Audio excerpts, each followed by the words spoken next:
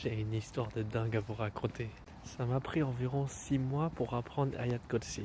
Et donc là récemment, j'ai enfin réussi à mémoriser Ayat Kursi, le verset du trône, et je l'ai récité avant de dormir.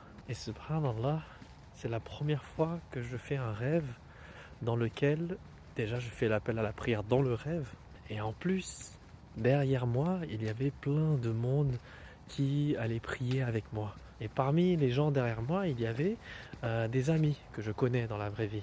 Et en islam, on sait que les djinns peuvent apparaître dans nos rêves sous la forme de quelqu'un qu'on connaît. Ils prennent l'apparence d'un ami, et en général, c'est pour jouer avec nos émotions, pour nous embêter.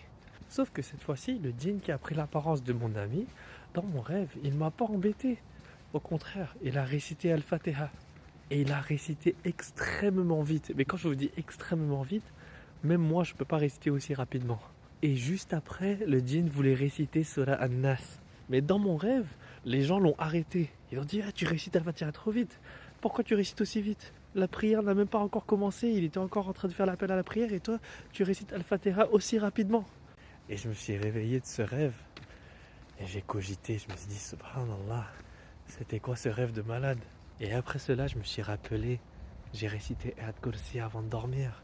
C'est peut-être pour ça que le djinn a récité Al-Fatiha dans mon rêve. Il a prié carrément.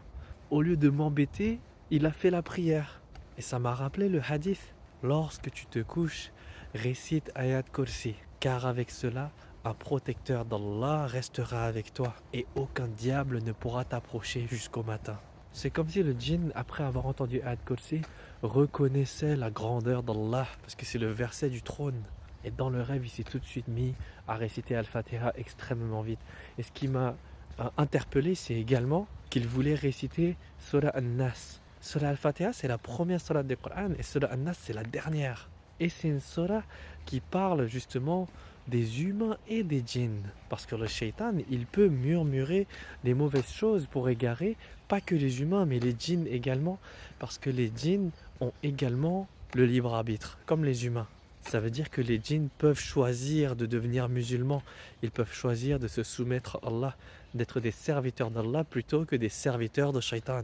Enfin voilà, je voulais vous partager ce rêve que j'ai fait récemment, après avoir enfin mémorisé et récité Ayat Kursi avant de dormir. Et c'est la première fois qu'un rêve comme ça arrive. Subhanallah, c'est incroyable. Quand on dit que Ayat Kursi c'est le verset le plus puissant dans le Coran, c'est pas une blague, c'est la vérité.